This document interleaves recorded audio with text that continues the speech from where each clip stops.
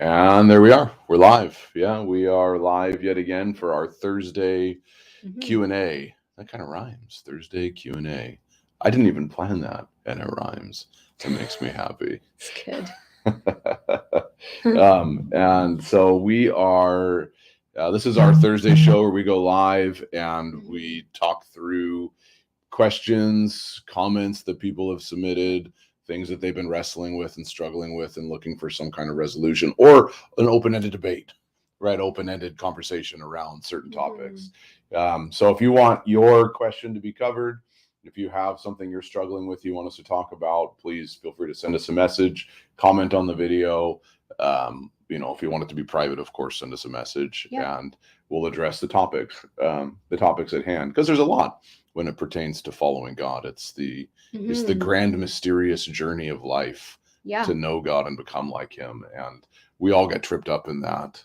Um, Hmm. like God's pretty big, right? Yeah, I think we need to have people that we can just ask just any question and kind of just talk about it, hear other people's Yeah, experiences. that's right. That was one of the best when Josh and I we were in a full-time internship, like a Ministry live-in school ministry school internship. internship for 4 years. We lived there for two though. And I mean, the best and the worst of it was that people never stopped talking. Um, Including me. yeah, Josh was maybe the worst offender, him and a couple others. But anyway, one of the most formative parts of it was that we were like living, we were all growing, we were all young, we're all learning so much. Yeah.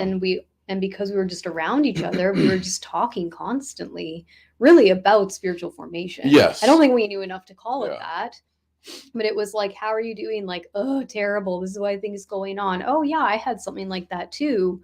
What do you think God is doing? It was this really cool mix of Right. being challenged by other people, but it was so safe to just ask a question Right. that maybe seemed really simple, or like, Yeah. for insecure people like me, stupid, like a stupid Sure. Yeah. question. But it was great to have people that we could just discuss and Yeah. encourage each other and go like, I don't know, but I think this. And Well, it was fostered in the it environment too. was If you really remember, fostered. It was we had so good. we had a living room where everybody would hang out. Yeah. And for a little while, what started to happen is people would bring their computers down there and they'd sit on Facebook or whatever, right? Hmm. Now, this was 2007, so it was before you'd pull out a phone. And That's right, there were right, there no was no, I think the pre-smartphone. iPhone had come out like in 2008 or something. So there was Yeah. pre-smartphone.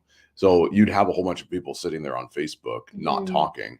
So we banned laptops from the living room That's right, I forgot about because that. no one would talk and no one would Yeah, engage, right? Whereas we banned before, technology because we wanted yeah, discussion. yeah. And so it always did foster that discussion Yeah, because it was still it kind of was the a place where value we for all sure. sat around and Yeah, got to know each we other. wanted to be there, we wanted to be growing, and we wanted to be Yeah. learning.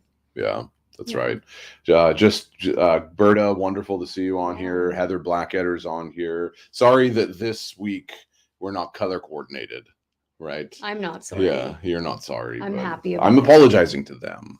Yes. Hi everyone. And we do not plan those things, but they happen more often than Yeah. you would think that they would happen. Annette, great to see you. Lauren, welcome. And Jason, welcome. Yeah, it's okay. We look great. Oh, Yeah, thanks, thank you, Heather. Heather. Yeah, that's right.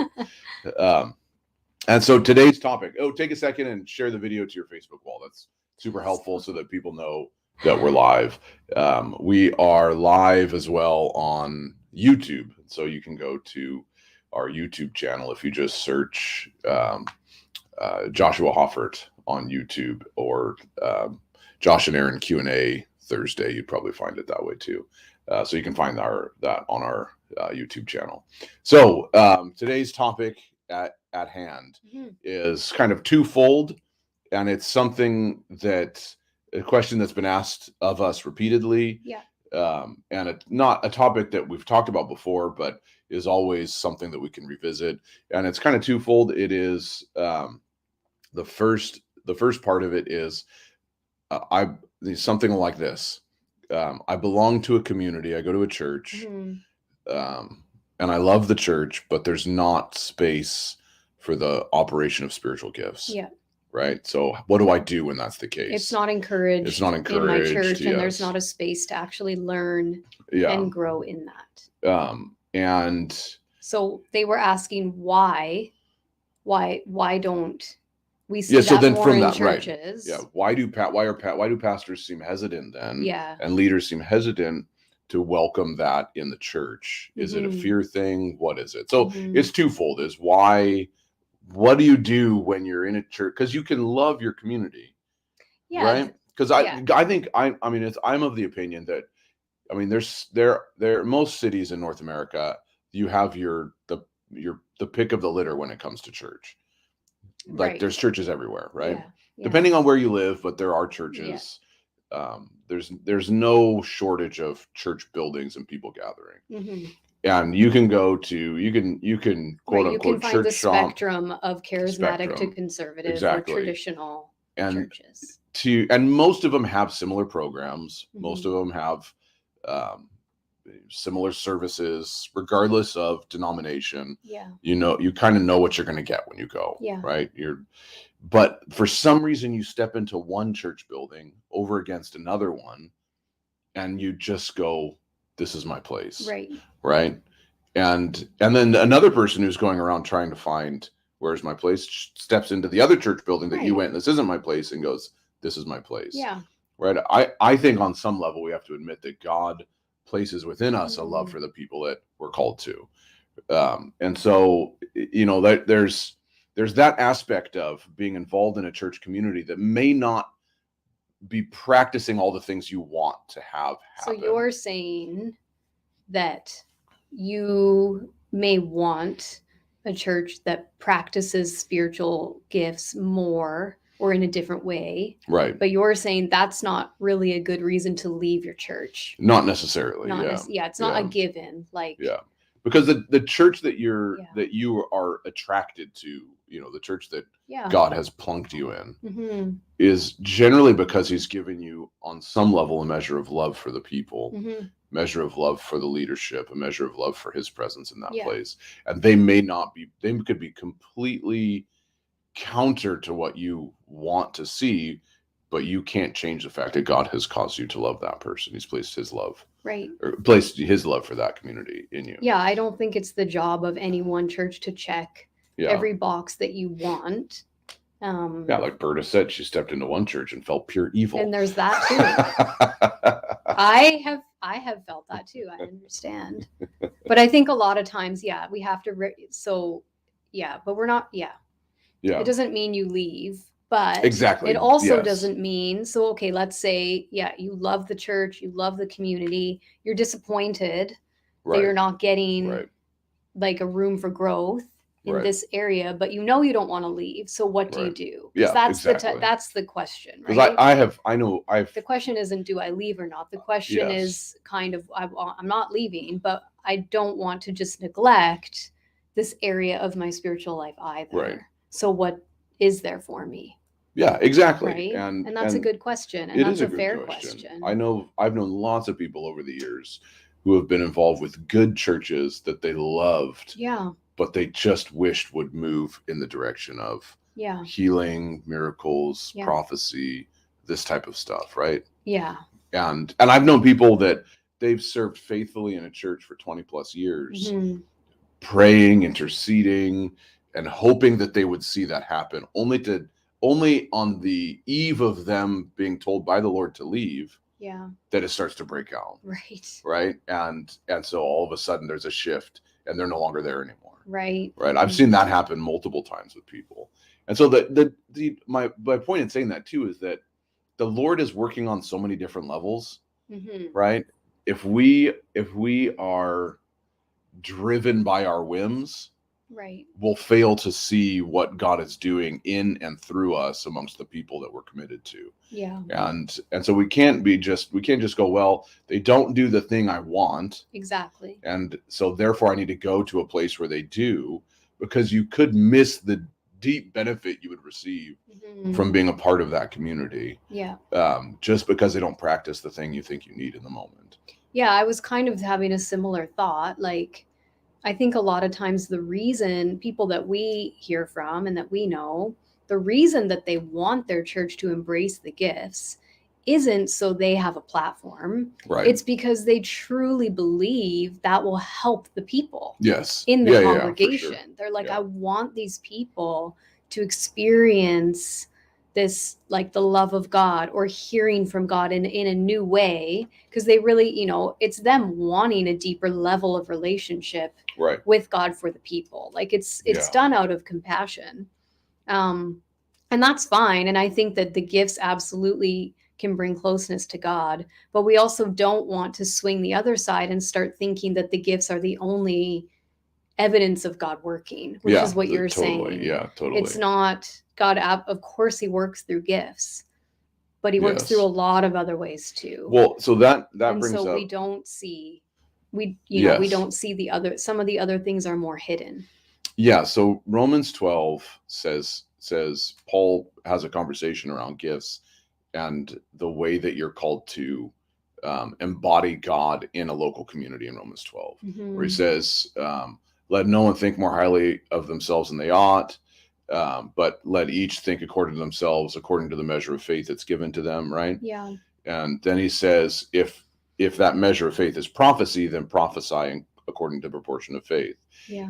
And he goes on, he lists 7 different gifts that are specifically called gifts in that passage, and connects them with the measure of faith you've been given, and then connects that measure of faith with the way that you think about yourself. Right.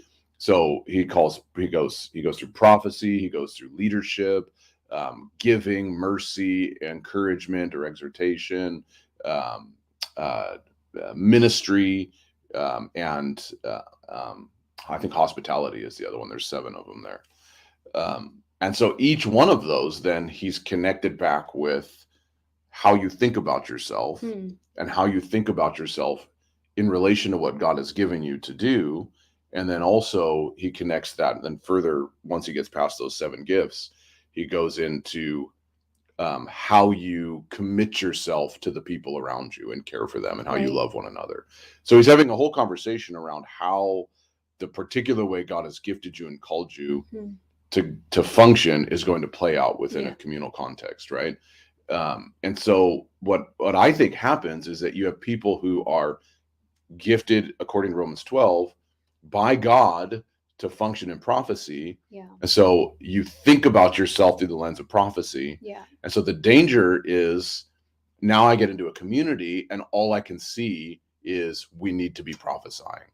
Right. So all you can see is the lack. Yes. But there's also people there that are called and gifted by God to think about themselves along the lines of mercy. Yeah. And so all they can see is the need to go into, service ministries and help the poor and feed people that have nothing and take care of the sick, and they want prison ministries and they want street ministries and they want soup kitchens and all that kind of stuff, right? And so these people can clash because one person goes, we need to be prophesying all the time, and one person says, well, we need to be feeding the poor all the time, and the poor pastor, well, I was going to say, and trying to now navigate all that, insert right? the kind of general, what seems to happen in most churches is that you've got people who become, for lack of a better word, demanding. Yeah. They want this ministry, but they don't necessarily want to start the ministry. Yeah.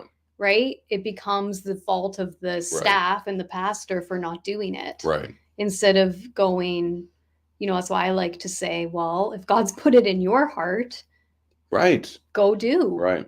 Like go start that then. Right. Like we tend to, and I think that's the general culture of like the Western church, is we tend to kind of put we have the desire, but we, for some reason, we put the onus on the staff and the pastoral, like the leadership of the church. And then we get frustrated when they don't do it, well, is God putting it on their heart or is he putting it on your heart? Right. Right. And sometimes it means there needs to be a collaboration. You need to go to them, approach them. Yeah. Or maybe you go do it elsewhere. Yeah. Right. Like we don't only have to be committed to one church. Right. You can go work for a nonprofit and go to church. Right. Yeah. It's possible. Yeah, it is possible. I know, because I do that. Yes. Well, it what happens when we're gifted. Lauren had a good the comment's up a bit, but she had a good comment. She basically said, when you operate in a gift too, you don't have to announce it. Yeah. You can just, if you get a word of knowledge, you can just go to the person and pray for them. Right. You don't have to stand up and say, I've received a word of knowledge. Right. Yeah. You don't have to even tell them. You can just go and say, hey, do you need prayer for this? Yeah, that's right. Right. Like I think the other thing, when you were talking, I was thinking, if I go to a church and I go, I know I have a gift of prophecy and it's not here. So now all I can see is the lack. Right. All I can see is that that prophecy isn't there. But what I'm doing inadvertently when I view things through that lens is I'm also totally putting a box around what operating in prophecy means. Yes. I'm going, it's not here because it looks like this. Right. Well, if there's one thing I know about the Lord, it's that he doesn't function well in boxes. Yes. And my ideas of what walking out prophecy look like, while they're probably not wrong, they're probably very limited to how God sees it. Right. God is far more creative than any of us. And he's really good at giving opportunities where we wouldn't see one. Yeah. So we need to be careful that we don't box that in of what we think it looks like, which would totally be based on how we view ourselves. Right. Because how I see prophecy is, of course, whether I want it to be or not, I frame me walking out prophetic ministry within my own limitations. Yeah. Like what I think I'm good at and what I'm confident in and what I think I need work on and what I'm not confident in. Mm-hmm. And that becomes a box. Right. And I think we all do that. Yeah, for it's sure. It's very difficult to not think that way. Yeah. Well, even subconsciously, right? And I think that's the beauty of what Paul lays out in Romans 12 is that it's not just about one function. Within the communal life and within the body of Christ. Mm-hmm. There's a variegated form of the Holy Spirit being on display based on how God has called each one and each individual. So if you had a community that was full of only prophetic people, they would be constantly declaring the future with no one to lead them there. Right. So you need the prophetic person, but you also need what Paul calls there the gift of rulership or leadership. And you need the gift of mercy. And prophetic people, I know, are not very good at mercy. That's right. Like you need a balance, and they tend to be more black and white. Not always, but they can tend to be black and white. Yeah, I'm very black and white. As we know, I need people around me who can be like, calm down now. Bringing me back. And the mercy people sometimes need people to go like, actually, we need to make a call. Like that's why it's give and take all the time. Right. Well, so I'm just aware of the time. So what? Well, before you go there, I want to respond to Annette's comment here. Yeah. I sometimes people go, I'm a prophet, right? Where have you put it? It's right. Everybody can see it now. Oh. So you can't see it, but everybody else can see it. Okay. Yeah. Use it. Squint your eyes. I can't read that. I'm not even going to pretend. Doesn't help. Sometimes there's pride and someone says I'm a prophet, but no one listens, right? And one of the things I love that John Paul used to say was, if you have to call yourself a prophet, you have a problem. Let other people speak for you. Right. And that it's just, it's so true, is let other people determine who you are and you just be yourself.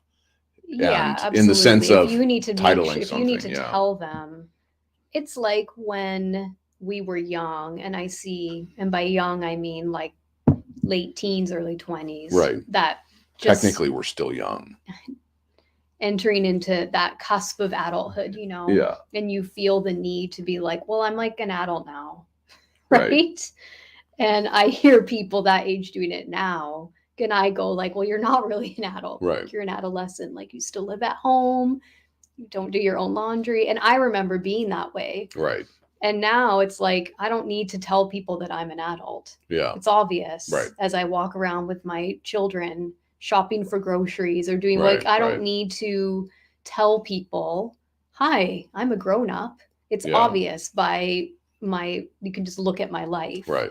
When you're on that cusp, you feel the need to. And I think that's just that's something that's in us, right? Yeah. I remember doing that when I was younger because you're excited, you feel grown up, you know everything. It's that space. And so you want to tell and you're excited. You're doing new things. You are learning ownership. So you feel the need to announce it, not realizing that announcing it makes you like appear not grown up. That's right. And it's the same in, it's the same with ministry. Like it's the people who need to tell everyone, well, I'm one of the leaders here.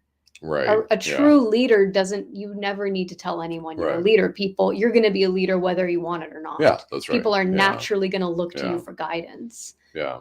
And I think there's another layer of Romans 12 is you don't have to force yourself to be that. It will just be natural to you. Yeah. And you got to understand that there is a multifaceted display in the body of Christ, and you're not the only one. Yeah. So we've talked a lot around that. I know we haven't gotten to our second part of the question. Like, why is there resistance? Well, and really, what do you do? And what do you do with that? So we'll talk about that in a second, but I don't want to also make this statement or this point is we live in a time when, especially if you're in North America, you will probably be able to find some group of people, maybe not the same group of people in your particular church community that you're involved with. Maybe it's a ministry school, maybe it's a home group, maybe it's just some friends of yours that are going to be passionate about some of the same things you are. It's okay to be involved with something like that. And as you had said, I can go to a church and be involved with a not-for-profit or something. That's one of the things we've tried to do. You have your dream show, right? You're going to have how many church, people are coming from all over. I'm on a Zoom call every week there's probably 7 countries on there, and we're all there. It's learning about inner healing. We're all there for the same goal, but we're all Christians, but you've got, I don't even know how many denominations and traditions. We have so much in the way of opportunity today. Yeah, absolutely. That we can find people that are like-minded in that sense. And then as we grow in that, that's one of the reasons why we put the WIN Training Academy together for people that want to grow in that, knowing God, that prayerful rhythm, spiritual disciplines, but also prophecy and things like that, is you would find like-minded people you could connect with. Yeah. And then in doing that, it's not just that, now I've got like-minded people I can connect with. It's that now I can go back into my church environment and begin to impact the people that are around me just by being there and being the presence of Jesus in my own unique way. Through your own growth. Yeah, through my own growth. Absolutely. Yeah, absolutely. And so the second part of the question is, why would churches, pastors, leaders, why would they be hesitant to move in that direction? And there's lots of different reasons. You can't just binary out the reason and say, is this or that? There's so many variables. Right? There's variables because there's everything from a theological position that says those things don't happen today. Yeah. And so I know pastors that have gone through the theological training system, whatever seminary they went to, that taught them according to the John MacArthur model that says the Holy Spirit doesn't move that way today. Right. Yeah. And then gives reasoned arguments from scripture about that. And they're convinced that that's the case. Right. And so then they go to pastor their church. And when they pastor their church, that's the environment they foster because that's the way they've been taught. Yeah. Right. And it's not denigrating John MacArthur is a great Bible teacher. I'm not denigrating that, but there's one slice that I think he misunderstands and misrepresents. Right. So you get pastors that have been taught that way. And so that's what they recreate is the system they've been taught. And there can be great pastors. I know pastors that have gone through that and have led their church for years or even decades and been healthy and thriving community, caring for one another, that all of a sudden realize, the Holy Spirit moves in this way. Yeah. Right. And so I've seen it happen across the board in that sense. I know pastors that would agree that the Holy Spirit doesn't move that way today. So there's that element, right? There's theological training. There's the culture and the environment. Yeah, Alberta, this has never been done in this. This is never been done in this. There's fear of the unknown. Yeah, there can be fear of the unknown. Happen? So there is that element, the whole cessationist theological position. There's that element, and it's not so much because I'm afraid of what would happen, but it's just not the right way. Yeah. right? And so, Well, you've got the spectrum. yeah, that's the You've spectrum, got right? the theology. Yeah. And I don't believe it. Right. You've got fear. Right. To Berta's point. Yeah. But when you have to say in the theological position one, that person is not going, these spiritual gifts are evil or anything like that. What they're honestly trying to represent is, I think this is what the Bible teaches. Yeah. Right. And so they're not evil. They're not awful. No. They're not maligning it or anything like that. They're just saying, yeah, they're being true. They're being true to how they view the Bible and what they've been taught. And that's a good point, though, is not just for that, but any of the pastors, it doesn't make them a bad person. Yeah, absolutely. There's lots of beliefs there's probably differing beliefs just with the people on the call. Sure. And there's lots of pastors that practice the gifts in their churches that have other beliefs that I don't agree with. Like, I don't see the need to abstain from alcohol. Right. I'm not saying use it irresponsibly. Right. I don't see the need, Sure. I don't have a problem with wine. Right. There are certain churches that absolutely do, but that would be totally good with prophecy. Right. Doesn't make them a bad person. That will welcome the gifts of the Spirit, but not women in leadership. Right. Right. And exactly. we happen to disagree with people on that. We still walk with people like that and still celebrate and benefit from people that think that women shouldn't be in leadership. It just happens to not be our position. So it's not, there's a variety of spectrum with how people think. My point is, when we want something, we tend to zero in on that issue. And my point is, there's a whole host of issues within churches that we could all disagree on. Right. It's not hard to find something that you don't personally like or agree with biblically. And I think, to your point too, it's not always like I'm ignoring that it's in the Bible. I'm reading it different. Some stuff is like, there's a reason certain verses have been debated for thousands of years or hundreds of years. Right. It's not clear.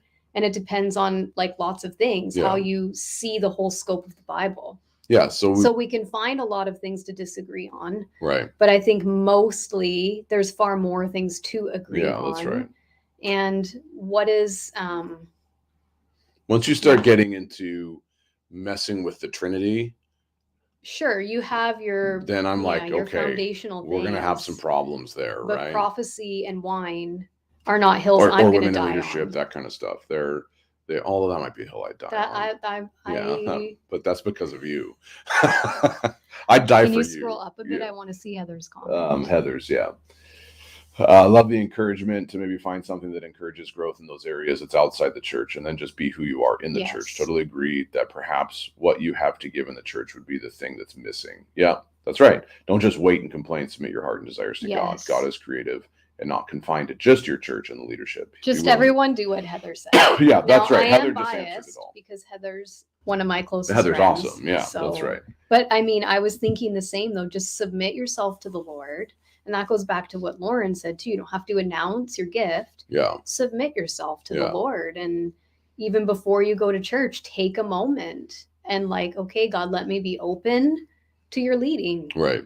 Who you want me to speak to, what conversations you want me to engage in. Yeah. And if you have something, we've been in lots of churches where prophecy, I wouldn't say they don't believe in it, but it's kind of indifferent. Right. It's not talked about.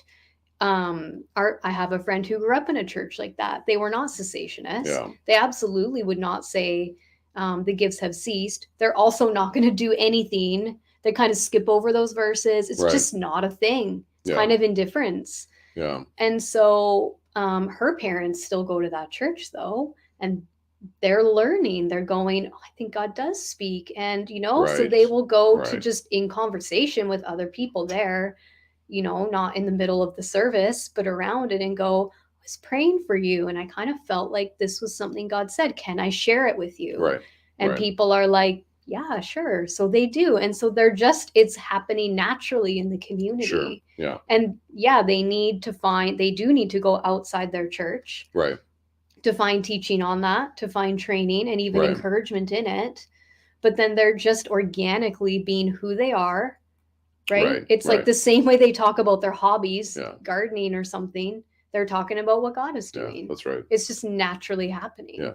So, and we can't, what's the word? Like, we can't dumb that down Sure. and think that that's something less because it's not in program format. Right. Like, we really like at churches when things are in a program. Yeah, that's because right. it like Yes. legitimizes Yeah. it. And Nothing wrong with programs, but that's no, you but can't. it doesn't, like, things that aren't in a program format aren't not legitimate. Right. Yeah. Right? Like, God is moving. Right. God, I don't think really cares about the program. Then I think we like it a lot. It makes us feel, if you're can be helpful, but you don't Yeah. need that for God to move. One of the things that we fail to take into consideration is that a far more effective way of bringing change to the community is humble service, Yeah. rather than belligerent opinion. And belligerent opinion does not change the direction of a leadership team. It doesn't change you. And it doesn't change Well, it does you. change Yeah, you, that's but true. probably Yeah. not in the way you want. Far more effective is humble service. Yeah. And but that takes longer, right? That Yeah, doesn't we don't like that either. No, we don't. Yeah. Yeah, we don't like. We like things to be quick. Yes. and there is a element of the mess that prophetic ministry brings. And yeah, that would be another reason. And that's been documented over church history. Mm-hmm. Obviously we're not going to go into that, but I can cite a number of examples in church history. And which is unfortunate, because when Ephesians 4 lays out one of the functions of the role of a prophet is to bring good doctrine, which is not what prophetic ministry is known for today. I mean, it's a broader critique, but it does create, what happens is, I think this is what happens, this is my guess, is because people that are gifted and called into the area of prophetic ministry, mm-hmm. there is generally, like, we have friends that are gifted and called not so much into prophetic ministry, but into service ministry, right? Mm-hmm. That they love, and they just so thrive on helping others. Yeah. Right. And so that aspect of their gift is a significant part of the makeup of their identity. Mm-hmm. Right. And if they don't have that outlet to serve others, they love serving others. Yeah. For right. Sure. They love giving to others, and they love giving more than time, doing right? something prophetic. Yeah. So I'm thinking of certain friends right now. You probably know some of the people I'm thinking of. Someone you visited yesterday, and the outlet of their practice informs part of their identity. Yeah. Right. And the same thing happens with people that are gifted in the area of prophetic ministry, is that the way that you're gifted also informs who you are and your identity. Mm-hmm. The problem is, and this is what happens with prophetic people, is that the operation of their gift becomes so intertwined with the acceptance of their identity. Right. And that when the operation of their gift is not celebrated, mm-hmm. they take it as a rejection wholesale of who they are. Right. Right. As opposed to maybe the person that's gifted in the area of service would not necessarily, if there was no place for them to serve in the moment, they wouldn't take it as a rejection of their whole being. Right. Yeah. And I would say it's much easier on the surface to find an outlet for servitude. Yes, it is. Yeah, it is. And again, though, I'll go back to my previous comment about having prophecy in a box. Yes. Because I probably would have agreed with what I just said 10 years ago. Right. But now I could challenge that. Yes. Right. Because I have a much deeper understanding of what that gift looks like. Yeah. But my point is, why is there a resistance mm-hmm. to welcoming it beyond just a theological disposition? Yeah.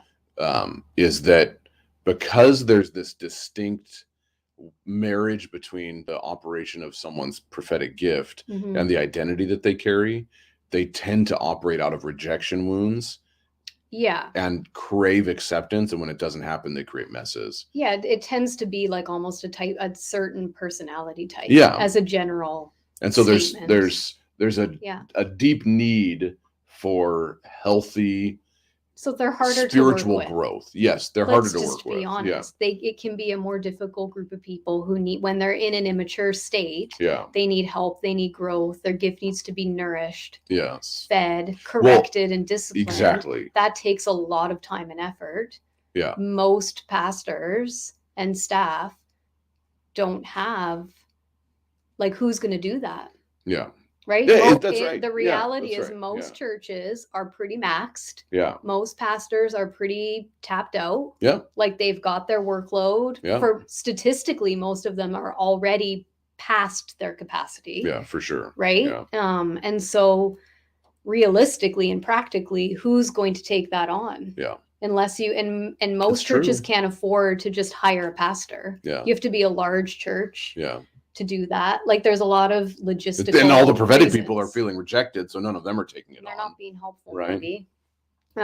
Which is why it's great that we have a lot of online and, depending where you are, right, prophetic schools where you can go and learn. Yeah. You can get some validation where it's appropriate. Yeah. But you can also learn about your gift. You Right. can grow in character, and you Right. can allow, like iron sharpens iron is important for prophetic people. And the best examples of prophetic training that we have today always incorporate a healthy dose of spiritual and emotional maturity. Yes. Because that more than just the ability to understand a gift and operate in it to whatever capacity is the need for healthy, robust, spiritually mature people that are gifted in that way. You need to have gone through your healing season. Yes. I think we're all continually, I don't think we're ever done healing. Right, sure. But I know, like, the community I'm in, that we're talking about, like, counseling and inner healing.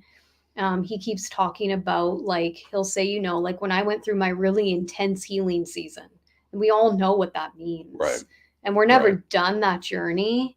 Right. God is always refining us. Right. But most people have gone through, on a spiritual level, an intense season where it's all coming up. Right. And God is working out the deep things in you, like rejection or forgiveness, unforgiveness. Like He's healing you. He's bringing up the past traumas that are still in the way, helping us to lay them down, helping us to move forward with that. Yeah. Yeah, that's right. Yeah. Lauren asks a really good question that it's not necessarily within the purview of this conversation. And plus we're at the end. So it's one of those ones we'll probably have to add. Why is a pastor a paid listed job position, but not the evangelist, the prophet, etc.? And the simple answer is that pastor has just become a positionary title. Yeah. That we utilize, right? And it's in the same vein when we look at historical church, like the Eastern Orthodox or the Catholic Church or the Anglican Church for that matter. The position and title is paid is not pastor, it's priest. Yeah. Right. Or bishop. And so the title can be interchangeable. Pastor of a church and pastor, the gift that Paul's talking about, are two different things. Yes, and you could have a pastor of a church who is a prophet or who is an evangelist or a pastor. Yeah, and so we could critique the system of how that thing, and there is good critiques within there, but just because someone's called a pastor doesn't. I know lots of pastors called pastor that are not pastoral. Yeah. Right. Yeah, they have a different. And I know lots of people that are not quote unquote pastors, right, that are very pastoral, like paid pastor. Yeah, they might be paid for other things within the scope of church stuff. So yeah, I think there's a broader conversation to have there, Lauren, and it's a good question. But it just because someone's called pastor this or pastor that does not necessarily make them a pastor, right? And or pastoral, anyway. So, but that's beyond kind of the scope of our conversation. So, yeah. So if you're one of those people, you're looking for a place, check out the Win Training Academy. You can go to wintrainingacademy.com. We have courses that bring people together to learn and grow. If you've been following us for any length of time, you know that always coupled with talking about prophecy and the movement of the Spirit and things like that, we're always coupling that with a conversation around healthy spiritual maturity and emotional health. And so two of our core courses are hearing God and forming the heart.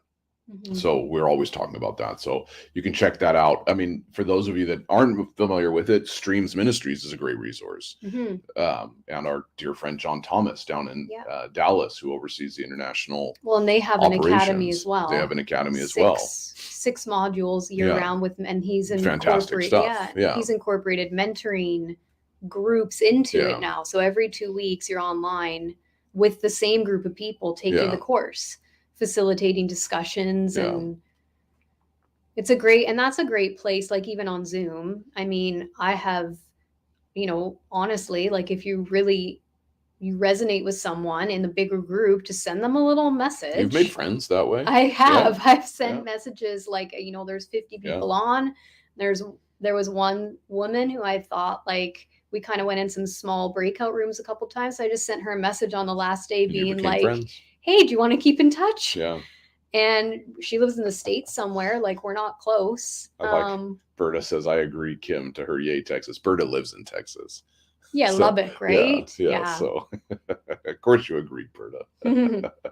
And Kim basically lives in the Texas of Canada. That's true. In Alberta. Yeah. So, yeah, that's right. But there are ways. So sometimes it also takes just reaching out when you find someone who you get along with on that, and you don't have just reach out and look for stuff around you. Streams Academy is great. Yeah. Really strong biblical teaching. Right. I like how you give a better sales pitch for Streams Academy than the academy that we started. That's awesome. I love that. Well, and look for local things too. Yeah, if you're in Calgary, go find Hearts on Fire with exactly. Kim. I mean, honestly, I'm always going to go for in person over online. Yeah, for sure. That's always going to be. When I was my first, you could still disappear online, right? In person, you have to be. It's harder. Yeah, more vocal and honest. I found prophetic. I was raised in church, but I had no clue what it was. I knew that I was weird with like weird experiences and stuff. I didn't even know it was a spiritual gift though. Right. No one even could put that together. Right. And I was working at a coffee shop, ended up talking to one of the other girls that worked there. And she goes, my grandma's a part of this group. They kind of talk about the stuff you are. Right. Let's go. Okay. And I found Samuel's Mantle, which was a prophetic community. Abbotsford, BC, British Columbia. Yeah, it was in Langley, BC. Right. Yeah, that area. And I walked in not knowing what it was. I knew it was Christian, but I walked in and people were manifesting all over the place. They started talking about seeing things in the spirit. And I thought, oh my goodness, these people speak my language. They're seeing stuff too. Like, it's not just me. Yeah. Like, I've been hiding this since I was a kid. Right. And, I think, like, obviously looking back, I go, yeah, the Lord clearly led me there. Yeah. I didn't know he was. Right. That's how I found it. And then that led me to Streams Community. Yeah. Which then led me to meet, like, it did lead me to meet you. Yes. And like other, like it. And now the head of Samuel's Mantle is one of my very good friends. It's true, Yeah, that's true. Yeah. So last part, any prophetic encouragement for anybody?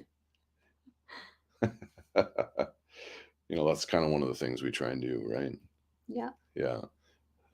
So I will lead out with that. If Jason, she's been watching this whole time. I thought I had something for Jason. So Jason, if you're still there, just throw us up a comment. And I think I have something that would encourage you. Just a short little thing. There's a little delay between us and you. Us and them anyway. So right. Are you there, Jason? Well, I see. Go ahead. While you're waiting, I like for Berta. Go ahead. I just see you walking. I mean, I'm trying to kind of discern a little bit what it is, but essentially I see you walking under like a big archway and like walking under it. And, it's basically like, I think it has to do with you getting clarity or seeing things more clearly. Because the difference between the two sides is that like the colors are kind of dull, right? Where you are now, like they're not dark or anything. They're just kind of fuzzy. It's like putting glasses on, right? Mm-hmm. And then you walk under it and it's the exact same scene, but it's all like crystal clear. Everything's brighter. You can see all the tiny details. So it's like putting glasses on. Right. And I think, it's yellow archway. I think it's just like the Lord bringing you, you're going to cross into something that's going to open your eyes and bring clarity to the current landscape that you're in. Allowing you to see things. It's seeing things that have been there the whole time, but you haven't had the clarity to see them. So you said the archway was yellow, right? Yeah. So maybe the door is hope. It could be hope. Yeah. Yeah, it's like a light yellow. Right. Perhaps it's bringing hope. Yeah, the doorway. Right. Is hope. Yeah. Yeah, and everything is a little bit brighter. Everything's lighter, but it's really the detail. It's really clarity. So I bless that season. And I bless that transition for you to see things clearly. If there's things you've been asking to see, and just to prepare your heart for, I think it might be almost a little bit jarring, to be honest, when I think about it. Because it's going to be you seeing things clearly, and it's not new things. It's things that have been there the whole time. They've just been hidden from you. And I think that's maybe an important piece, is to realize when you see these things and you're going, oh my gosh, I didn't know that was there. Know that it's not because you did something wrong. Like you weren't ignoring things. You weren't just going like, I'm not seeing that. You weren't in denial or anything. It's like it was hidden from you. Like God was like blurring it out for a reason. And I don't know what that reason is, but it's important that you know that there's no condemnation in the fact that you didn't see those things. Yeah. And it's more, your focus would be better put into, why is God showing you it now? Because that's a timing. Yeah. Right. And so just know whatever you are going to see now, He's prepared you for, and you'll have the resources you need, and you will have the vision and the wisdom you need. Yeah, that's very good. I think Jacinth might be anticipating. She's written that she's here 3 times. Okay, you go. She is. Yeah. That's great. So Berta, we bless you and the journey that you're on, and that increased clarity that the Lord's bringing to you. Jacinth, I think if I remember right, you are involved in worship, or a worship leader. I think you and your husband both are. And so that's that, because I've met you and your husband. I think I prophesied some stuff over your husband a couple of years ago in regards to that. And so I'm pretty sure that's the case, right? So I'm operating on prior knowledge. Yeah, that's not revelatory. That's not revelatory. But what I saw, Jacinth, is that it's like I saw you had just entered into a season. It's like relatively recently some things have shifted. It's like I can see music notes around you that something has shifted, especially in the way that you approach music and the way God's been speaking to you through music. And I feel like it's been a long preparatory slog. Like the last few years have prepared you to enter into this season, but it's like things have just become brighter and things have just become more clear, specifically as they pertain to the way that you hear music and the way that you function in that area of music. And I felt like what I saw was that the Lord was, it's like these musical notes I saw hanging around you were, each one represented a distinct sound. Not just that music was happening around you, but you were able to pull on this distinct sound. And the note itself was bright and gold. And it was like every time you pulled on this, you weren't just pulling on a note, but you were accessing a distinct heavenly sound. And it was like there's these notes floating around you, and you're starting to enter into this where I can pull on this thing. I'm accessing a totally new sound and a totally new way of presenting who God is through music. And so God has sovereignly done this, that He's the one that shifted the season, but the stuff you've slogged through in the last few years prepared you to be here. And it's like I can almost see themed, whether it's like themed worship nights or albums or something like that, where it's like we pull on this sound and hours of noise comes out, right? That honors the Lord, but it's all this one theme. And then we pull on this theme another time, and now a whole other thing comes out, but it's honoring to the Lord. And we pull on this thing here, and a whole other thing comes out, but it's honoring to the Lord. And so I just see this coming out, and I see it's like something about what you're stepping into and what God's doing in you is it's like I can just see your husband like in the same vein, right? And he's starting to do the same things, but it's almost like he's accessing it through what God is doing in you. It's impacting what God is doing through him. And I really think it's a season to consider writing something new or presenting something new in the area of music and songs and sound and that kind of thing, is not to just rehash the way you've done it before or even the songs that you've sung before. All that stuff will inform what you're doing now, but there's this opportunity and this offering from the Lord to access these new things. And he's sovereignly moved this moment to now. And, I feel like it's almost like it's a moment that's happened before in the past, like 5-10 years ago, something like that.